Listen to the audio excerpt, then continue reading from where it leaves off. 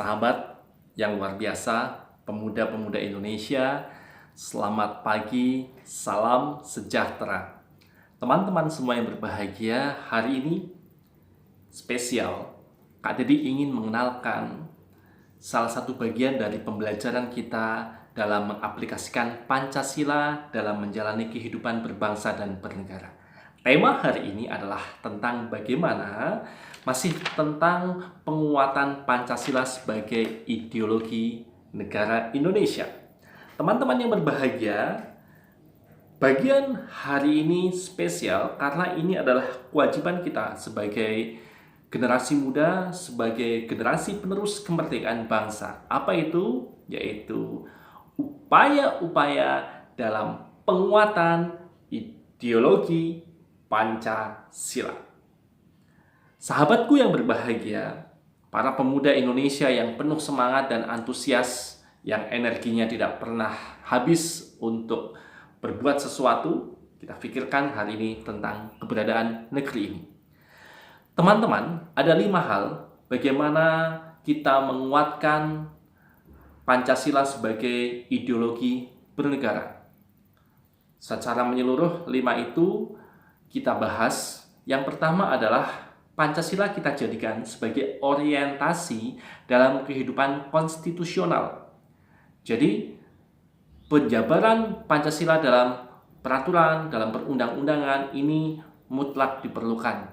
Jangan sampai kemudian dalam membuat perundang-undangan menyimpang jauh dari Pancasila, atau ada nilai-nilai kebaikan di Pancasila yang kemudian urgent dan penting, namun tidak ada landasan hukum berikutnya, turunannya untuk dijalani, sehingga masyarakat bingung atau hukum tidak bisa menyentuhnya.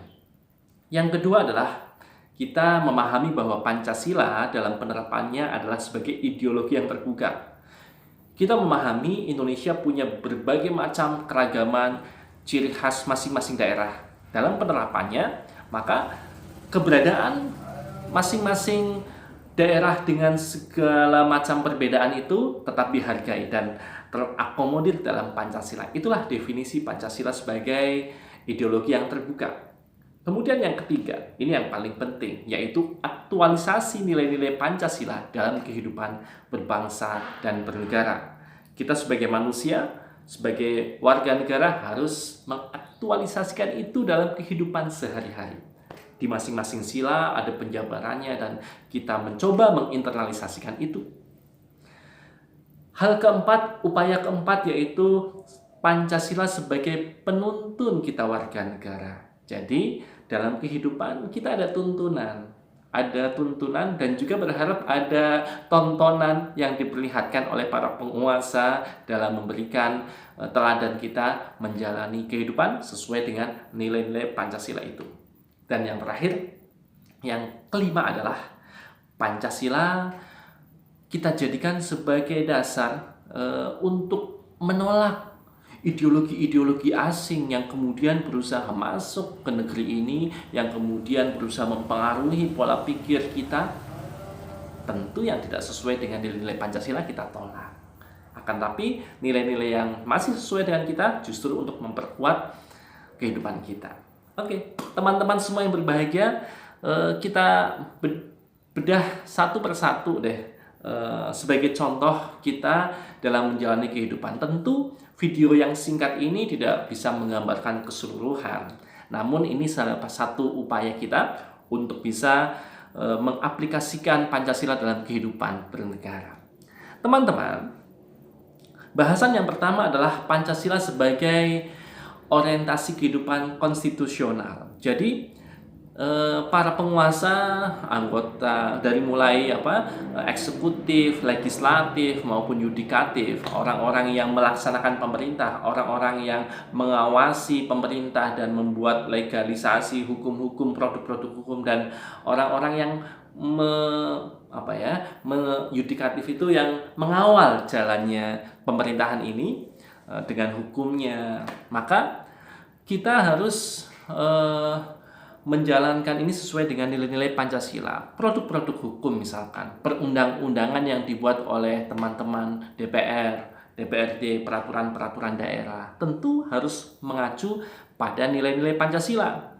Dan hal-hal yang penting yang sesuai dengan kondisi kekinian juga harus mampu diatur dalam kehidupan bernegara, dibuat aturan-aturannya, dibuat undang-undangnya secara konstitusional, sehingga kita dalam menerapkan kegiatan ada landasan hukum, ada dasar hukumnya, dan ada acuannya sebagai warga negara. Contoh, misalkan hari ini ramai dibahas tentang usulan RUU Ketahanan Keluarga.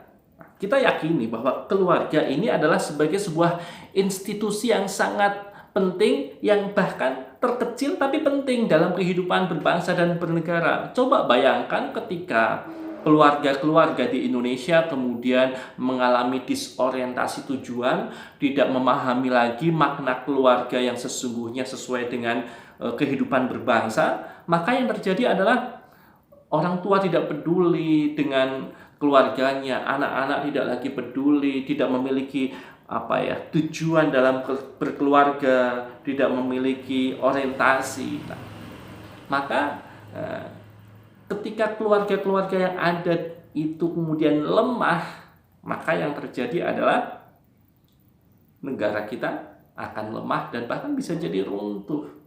Karena keluarga adalah pondasi, satuan terkecil dalam kehidupan bernegara. Maka diusulkanlah rancangan undang-undang ketahanan keluarga, dan itu harus diperjuangkan. Ini contoh bagaimana kemudian Pancasila diaplikasikan dalam peraturan perundang-undangan. Karena ini sangat urgent. Hari ini kondisi keluarga-keluarga Indonesia sebagian besar, apalagi generasi muda, sudah tidak menganggap penting kehadiran keluarga. Nah, ini tentu sangat berbahaya. Teman-teman yang berbahagia, contoh lain, waspada juga kemudian ketika ada peraturan perundang-undangan yang kemudian ingin coba dibuat namun tidak sesuai dengan nilai-nilai bangsa Indonesia secara konten tentunya. Nah, ada juga beberapa contoh, misalkan untung ini belum menjadi sebuah undang-undang. Contoh pengusulan yang lagi ramai di media saja, pengusulan RUU rancangan undang-undang PKS, penghapusan kekerasan seksual. Jadi RUU PKS ini penghapusan kekerasan seksual, secara nama itu kan keren ya. Jadi ada undang-undang yang menghapus kekerasan seksual. Namun apa yang terjadi?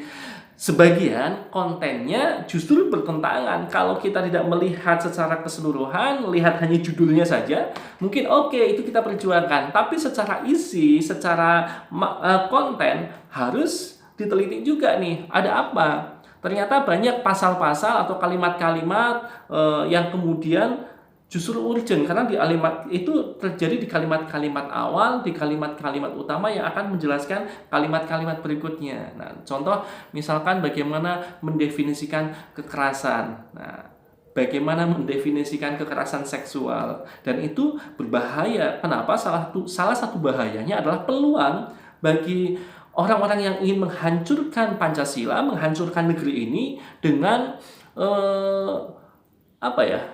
seolah-olah itu melegalkan LGBT, lesbian, gay, biseksual, transseksual. Dengan adanya kalimat-kalimat itu membuat misalkan tubuhku adalah otoritasku. Jadi aku mau diapa-apakan ya terserah aku. Negara tidak usah mengaturnya. Ini hak saya. Jadi kalau saya mau berhubungan dengan sesama jenis itu hak saya. Nah, ini tentu tidak sesuai dengan nilai-nilai bernegara. Jadi hati-hati juga ketika pembuatan undang-undang, teman-teman. Nah, nanti apalagi meskipun teman-teman tidak menjadi bagian dari pembuat undang-undang itu, bukan anggota DPR, tapi kita sebagai warga negara harus jeli, harus punya dasar, harus punya tameng bahwa bagaimana makna Pancasila yang sebenarnya.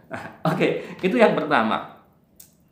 Sekilas wacana kondisi kekinian tentang Pancasila sebagai orientasi kehidupan konstitusional. Sekarang yang kedua, Pancasila sebagai ideologi yang terbuka. Tentu kita sudah paham lah bahwa kita bangsa Indonesia itu unik, terdiri dari wilayahnya itu luas, dipisahkan oleh bukan dipisahkan ya, tapi dihubungkan oleh lautan, oleh laut, oleh perairan, dan masing-masing pulau gitu kan, banyak pulau, ribuan pulau bahkan, dan ribuan adat istiadat, ribuan budaya, banyak suku, banyak bahasa. Tentu ini perbedaan yang unik, tapi apa yang terjadi? Berhasil disatukan oleh Pancasila. Jadi Pancasila ini adalah sebagai ideologi yang terbuka, yang punya prinsip, yang punya komitmen untuk mempersatukan meskipun kondisinya berbeda. Karena ideologi terbuka ini adanya saling menghargai dalam kekhasan, dalam keciri binekaan yang ada. Nah,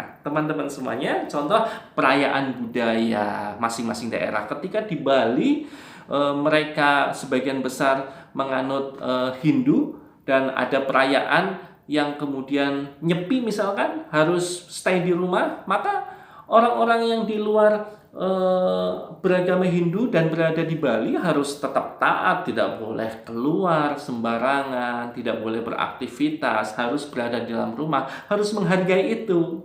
Nah, ini kan hebatnya Pancasila, adanya persatuan saling menghargai. Teman-teman semua, yang berikutnya, yang ketiga, Pancasila sebagai aktualisasi dalam kehidupan. Jadi kita mengaktualisasikan nilai-nilai Pancasila. Dari sila pertama, ketuhanan yang Maha Esa misalkan. Kita sebagai manusia, secara fitrah, secara naluri, secara alami, itu mencari keberadaan Tuhan. Bahkan pendahulu-pendahulu kita yang mungkin belum sampai, kalau saya karena Muslim, saya berbicara Islam, karena kalau berbicara tentang agama lain mungkin saya tidak menguasai, tapi saya yakin sama kontennya. Contoh, setiap agama itu mengajarkan menyembah kepada Sang Pencipta, kepada Allah Subhanahu wa Ta'ala, Sang Zat yang Maha Kuasa, Zat yang Maha segala-galanya, yang menguasai kita. Nah, orang-orang terdahulu yang mungkin belum mengenal dakwah agama, dakwah Islam, mereka mencari zat yang menguasai saya siapa, yang menciptakan saya siapa. Akhirnya adalah divisualisasikan kepercayaan animisme, dinamisme, menyembah benda-benda matahari, bulan, karena secara naluri kita mencari manusia, mencari siapa nih yang akan kita sembah, yang akan kita jadikan pelindung kita yang sesungguhnya. Nah, ini ketuhanan. Jadi hari ini kalau yang sudah sampai dakwah agama masing-masing pada masing-masing pribadi, dakwah Islam, maka kita harus percaya bahwa Allah yang Maha Esa, Tuhan yang Maha Kuasa itu ada dan melindungi kita, dan kita memiliki kewajiban untuk dekat kepadanya dengan segala macam ikhtiarnya, dan ini dilindungi Pancasila, ketuhanan yang Maha Esa. Jadi setiap insan di Indonesia itu harus memiliki Tuhannya, harus menyembah Tuhannya, harus beribadah kepada Tuhannya, harus taat kepada Tuhannya, sebagai wujud kita sebagai manusia yang berada di Indonesia. Ketaatannya bernegara, berbangsa dalam Pancasila diajarkan itu. Jadi sangat-sangat miris kalau kemudian ada orang-orang yang sedang taat pada agamanya, sedang belajar agamanya, sedang menjalankan agamanya, kemudian dianggap jauh dari nilai-nilai Pancasila. Nah, ini kan sungguh sangat bertolak belakang. Jadi semangatlah teman-teman semuanya, dengan pilihan masing-masing kita mencari Tuhan kita, mencari Sang Pencipta kita yang Maha Kuasa atas kita, dan kita dekat kepadanya, dan kita mempelajari itu dan menerapkan dalam kehidupan kita, beribadah kepadanya. Kan tentu ini ketika dilaksanakan sebuah tatanan yang keren, kemanusiaan yang adil dan beradab. Bayangkan, kita dituntut oleh Pancasila menjadi manusia-manusia yang adil dan beradab. Jadi punya adab, punya tata krama. Punya adab itu tata krama, kebiasaan, kebaikan-kebaikan. Tentu keren sekali ya. Nah, secara fitrah, secara naluri, manusia itu tentu ingin mengaktualisasikan dirinya. Nah, tapi aktualisasi yang bagaimana? Kalau masih dikaitkan dengan sila pertama, karena kan tadi Pancasila itu sebuah sistem. Sistem itu saling terkait antara bagian-bagiannya untuk meraih pada tujuan yang sama. Contoh, sebagai manusia tentu kita punya kehendak, punya keinginan harus berperilaku. Nah, tapi perilaku yang bagaimana? Nah, dikaitkan dengan ketuhanan, perilaku yang Tuhan ridhoi, yang Allah rahmati, yang menghantarkan kedekatan kita pada Tuhan. Contoh misalkan mencuri, apakah mencuri Tuhan ridho? Tentu tidak. Berbohong kepada publik, mencuri harta negara. Nah, tentu ini tidak sesuai dengan nilai-nilai Pancasila, atau mengkhianati kepercayaan, kekuasaan yang diberikan. Nah, tentu ini kita harus menjadi manusia-manusia yang beradab, yang punya bahasa Islam itu akhlak, yang punya kebaikan-kebaikan. Secara naluri kita senang kok dengan orang-orang yang berbuat baik. Dan secara naluri kita tidak suka dengan orang-orang yang tidak berbuat baik. Contoh deh, bahkan sesama orang tidak baik pun tidak suka. Contoh, orang yang dermawan suka memberi, tentu akan ketemu dengan orang yang dermawan dan mereka saling suka, saling menghargai. Tapi coba, ada orang pelit dengan orang pelit. Orang pelit tentu tidak suka juga dengan orang yang pelit. Nah, gimana ini?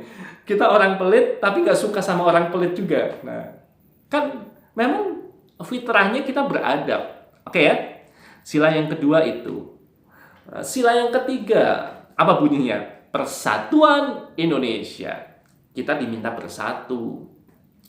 Indonesia berbagai macam suku, berbagai macam wilayah.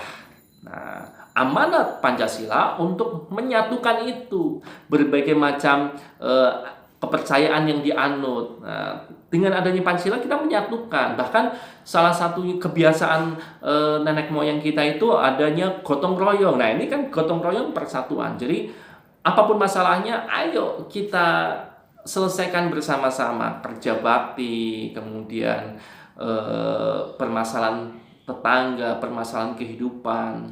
Harus gotong royong, bukan hanya saling menyalahkan, saling menghujat. Kemudian ada, kalau bicara netizen itu ada grup-grup, kelompok kampret, kecebong, apalah gitu kan, nyamuk. Nah, tentu tidak, teman-teman semuanya. Kadal. Nah, teman-teman semuanya itu apa ya, friksi-friksi, perbedaan-perbedaan yang harus kemudian kita segera minimalisir dan hilangkan.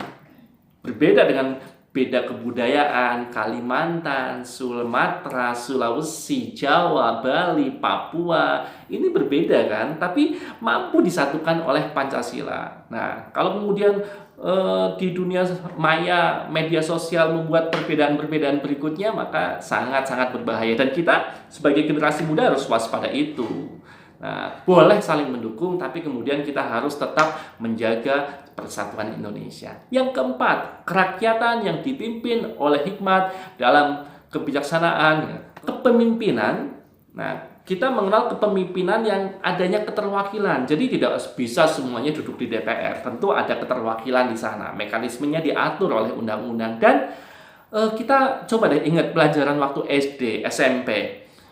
Ada salah satu pasal musyawarah mufakat. Nah, sekarang kondisinya bagaimana? Ketika bermusyawarah, jarang yang kemudian kita mencoba mengkaji nih agar tercapai kata mufakat. Yang terjadi, sudahlah langsung voting saja. Nah, voting memang bagian dari adab dari tata cara bermusyawarah, tapi lebih mengutamakan kita bahas dulu sampai mufakat. Nah, tentu ini harus menjadi pembiasaan kembali dalam kehidupan menjalankan nilai-nilai sila keempat. Terakhir, keadilan sosial. Bagaimana kemudian tercipta keadilan di bidang sosial?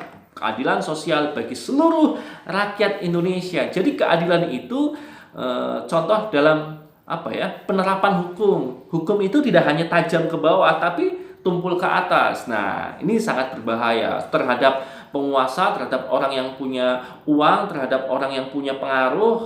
Hukum itu ketakutan, hukum itu bisa dibeli. Nah, hati-hati para penegak hukum juga. Ini peringatan kita, karena masing-masing mungkin punya cita-cita, masing-masing punya keinginan profesi. Nah, ini pengingat. Nah, pengingat agar keadilan sosial itu diciptakan. Jangan sampai maling ayam, yang satu ayam digebukin sampai babak belur gitu kan, tapi maling kandangnya ayam malah dilepaskan. Nah, atau bahkan dilindungi, diberi fasilitas terbaik di penjara. Nah, ini tentu sangat sangat tidak adil tentunya. Para penguasa berbuat salah dibiarkan gitu kan, melanggar peraturan dibiarkan. Kita rakyat kecil didenda dengan dengan sesuai peraturan tentunya, tapi tidak menyentuh atas. Oke, teman-teman semua yang berbahagia, mungkin itu sekilas yang keempat sebagai penuntun warga negara. Jadi kita warga negara harus yakin bahwa Pancasila adalah tuntunan kita. 5 sila itu dalam kehidupannya kita harus mampu menjabarkan apakah sikap kita ini sesuai dengan nilai-nilai Pancasila. Kalau tidak, sangat berbahaya dan bisa merusak diri kita. Tentunya pertanggungjawaban di hadapan Tuhan yang Maha Kuasa, karena setiap agama mengajarkan kebaikan.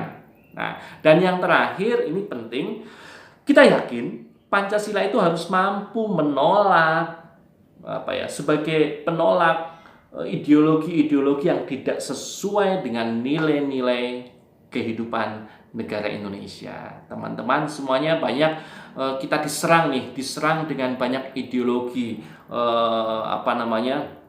yang merusak. Contoh kebebasan. Bagaimana kemudian anak-anak muda sekarang bebas dengan alasan happy, hura-hura, kesetiakawanan, tapi mereka melakukan pergaulan bebas, meninggalkan orang tuanya. Bayangkan. Nah, atau wah, yang penting aku kan punya duit, aku bisa beli narkoba, aku bisa beli minuman keras, kemudian happy, hura-hura. Apakah itu sesuai dengan nilai-nilai bangsa? Justru ini kita sedang dirusak dengan musuh-musuh yang senjatanya tidak lagi dengan senapan, tapi dengan pola-pola pemikiran yang merusak dan menjauhkan kita dari Pancasila. Oke, teman-teman yang berbahagia, mungkin itu kajian sekilas 5, mungkin masih banyak, tapi hari ini 5 bagaimana upaya kita untuk menguatkan Pancasila sebagai ideologi bernegara. Teman-teman, terima kasih. Kami berharap kita sama-sama bisa menjadi generasi-generasi yang unggul, manusia-manusia yang unggul untuk meneruskan cita-cita negeri ini.